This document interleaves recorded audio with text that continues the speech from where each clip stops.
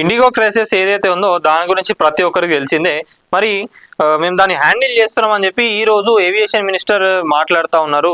Government లో ఉన్న పెద్దలందరూ కూడా మాట్లాడుతూ ఉన్నారు. చాలా మంది ఏంటంటే దీనిపైన విమర్శలు చేస్తున్నారు, కొంతమంది పాజిటివ్ గా మాట్లాడుతున్నారు, కొంతమంది నెగిటివ్ గా మాట్లాడుతున్నారు. కరెక్టే, కానీ అందరు ఇండిగో గురించే మాట్లాడుతున్నారు. కానీ ఇండిగో ఏదైతే అక్కడ ఇష్యూ జరిగిందో ఆ ఇష్యూని అడ్డం పెట్టుకొని మిగతా ఎయిర్లైన్స్ చేసిన పనులు ఏవైతే ఉన్నాయో దానిపైన ఎందుకు మీరు స్ట్రిక్ట్ యాక్షన్స్ తీసుకోవట్లేదు అని చెప్పి కూడా ఈ రోజు ప్రజలందరూ మండిపడతా ఉన్నారు. నిజంగా అంత డిఫరెన్స్ ఉందా అంటే ఎస్. 5,000, 4,000, 3,000 ఉండాల్సిన టికెట్లు ఢిల్లీకి కానివ్వండి, బెంగళూరుకి కానివ్వండి, ఏడ చూసుకున్నా కూడా 20,000, 30,000, 40,000 పోయిన సిచ్యువేషన్స్ ఉన్నాయి. దాని గురించి మనం ఒకసారి చూద్దాం. ఏంటంటే టికెట్ కు 39,000 ఇండిగో సంక్షోభంపై నిలదీసిన ఢిల్లీ హైకోర్టు అడిగింది ఏమని? ఇండిగో పైన జరిగిన ఇష్యూస్, ఇండిగో చేసిన ఇష్యూ ఏదైతే ఉందో, ఆ క్రైసిస్, ఆ సంక్షోభం ఏదైతే ఉందో దాని గురించి మాట్లాడింది అయిపోయింది. కానీ మరి మిగతా ఎయిర్లైన్స్ వాళ్ళందరూ ఎందుకు రేట్లు అట్లా పెంచిండ్రు, దానిపైన మీరేమైనా మాట్లాడినరా? ప్రజలకు ఇంత ఇబ్బంది పడతా ఉన్నారు కదా, మరి వాళ్ళకు సంబంధించి ఏమైనా ఇబ్బందులు ఏమున్నాయని మీరు అడిగినరా? అవన్నీ కూడా అడగాలి అని చెప్పి కమిటీ చేసి దానికి కొంతమందిని వేసి, ఇంకా ఇండియాలో జరిగిన ప్రాబ్లమ్స్ ఏవైతే ఉన్నాయో ఇండియాలో నుంచి కూడా కొంతమందిని తీసుకొని మళ్ళీ ప్రైవేట్ గా కూడా కొంతమందిని వేసి వీళ్ళైతే ఇప్పుడు మొత్తం ఒక ఇన్వెస్టిగేషన్ అయితే చేయబోతున్నారు. మరి జనాలు, ట్రావెలర్స్, ప్యాసింజర్స్ ఎవరైతే ఉన్నారో వాళ్ళందరినీ కూడా మీకు ఎయిర్పోర్ట్ లో కానివ్వండి, ఇంకా ఏం ప్రాబ్లమ్స్ ఉన్నాయి ఏందనేది ప్రతి ఒక్కరిని అడిగి తెలుసుకొని వాటన్నిటిని కూడా ఓవర్కమ్ కావాలి, ఆ ప్రాబ్లమ్స్ అన్ని కూడా సాల్వ్ కావాలి అని చెప్పి చెప్పడం జరిగింది. కోర్టు అయితే ఇట్లా చెప్పింది. ఇండిగో సంక్షోభంపై దాఖలైన పిటిషన్ పై ఢిల్లీ హైకోర్టు తీవ్రంగా స్పందించింది. 5,000కు లభించే టికెట్ ను ఇండిగో సంక్షోభాన్ని ఆసరగా చేసుకొని ఇతర విమానయాన సంస్థలు 35,000 నుంచి 38,900, 40,000 వరకు కూడా పెంచాయని ఢిల్లీ హైకోర్టు ప్రశ్నించింది. ఈ సంక్షోభాన్ని ఇతర సంస్థలు అవకాశంగా మలుచుకుంటే ఎలా అనుమతించారంటూ నిలదీసింది. ప్రజల తరపున నిజంగా మంచిగా కోర్టు కూడా గట్టిగా అడిగింది. ప్రజలందరూ కూడా అదే ఉండే కదా మనసులో, ఎట్లా పెంచుతారు ఇంతగానం రేట్లని, అసలు ఇండిగో అన్ని విమానాలను ఎందుకు రద్దు చేయాల్సి వచ్చిందని బుధవారం జస్టిస్ తుషారరావు గేదెలతో కూడిన ధర్మస్థానం కేంద్రాన్ని ప్రశ్నించింది. ఇది సంక్షోభమేమని స్పష్టం చేసింది.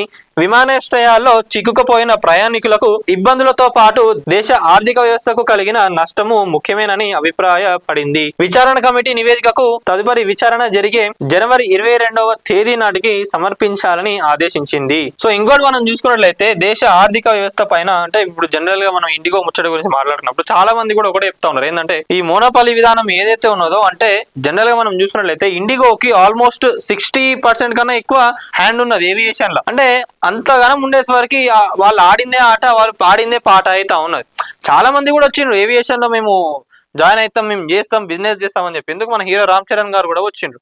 రానిచ్చిండ్రా? రానియలే కదా. ఈ రోజు ఇండిగోకి అంత పర్సెంటేజ్ ఉండకపోతే ఇంకా వేరే కంపెనీస్ కూడా ఉంటే ఈ ప్రాబ్లం వచ్చేది కాదు కదా. వీళ్ళనే కాదు, దేశంలో మనం చూసుకున్నా కూడా, నేను చూసిన ఒక పర్సన్ కూడా మాట్లాడిండు, చాలా బాగా చెప్పారు. నిజంగా మన దేశానికి వెనకాల అదానీ ఉన్ను అంబానీ, ఇది వాళ్ళు చెప్పిన ముచ్చటే నేను మీకు చెప్తున్నా. ఏంటంటే అదానీ, అంబానీ వీళ్ళిద్దరు కనుక దివాలా తీస్తే దేశం పరిస్థితి ఏంది అని చెప్పి మాట్లాడుతూ ఉన్నారు. అంటే తీసుకుపోయి ఎయిర్పోర్ట్లైనా కానివ్వండి, ఏదైనా కూడా బిజినెస్ కి సంబంధించి అన్ని తీసుకుపోయి వీళ్ళిద్దరికే ఇస్తా ఉన్నారు, కొంతమందికే ఇస్తా ఉన్నారు. అట్లా ఇస్తే ప్రాబ్లం అవుతుంది, వాళ్ళు ఎప్పుడైనా దివాలా తీసి ఏదైనా ప్రాబ్లం అయితే ఏంది అసలు మన దేశం పరిస్థితి అని చెప్పి కూడా మాట్లాడుతూ ఉన్నారు. దీనిపైన మీరేమనుకుంటారు అనేది ఒకసారి కామెంట్ లో తెలపండి. చాలా మంది ఉన్నారు ఇంట్రెస్టెడ్ గా వచ్చేటోళ్ళు, ఎవరిని కూడా రాణిస్తలేరు కదా. గడ్డ పైన కూర్చుంటే ఏమైతుంది, ఇగో లాస్ట్ కి గడ్డపార దింపుతా ఉన్నారు ప్రతి ఒక్కరు. ఇక మొత్తానికైతే ఇండిగోపై నిఘా పెట్టమని చెప్పింది. ఇండిగో సంక్షోభం నేపథ్యంలో 8 మందితో DGSC పర్యవేక్షణ కమిటీని ఏర్పాటు చేసింది. అందులో 2 సభ్యులు సంస్థ కార్పొరేట్ కార్యాలయంలో కార్యకలాపాలను పర్యవేక్షిస్తారు.